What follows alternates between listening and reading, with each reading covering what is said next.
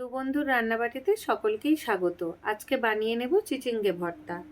তার জন্য এখানে চিচিঙ্গের ছাল ছাড়িয়ে নেব। না পুরো ছাল ছাড়ানোর দরকার নেই, কিছুটা ছাল রেখে ছাড়ালেই হবে। তারপর টুকরো করে কেটে নিয়ে প্রেসার কুকারে সিটি দিয়ে নেব।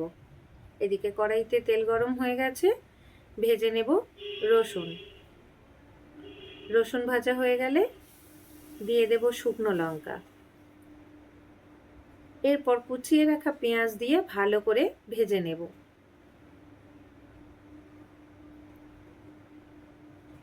পেঁয়াজটা ভালো করে ভাজা হয়ে গেছে, এবার দিয়ে দেব কিছু পরিমাণ কালো জিরে। ওদিকে ভেজে রাখা শুকনো লঙ্কা আর রসুনটা নুন দিয়ে একটু মাখিয়ে রাখবো।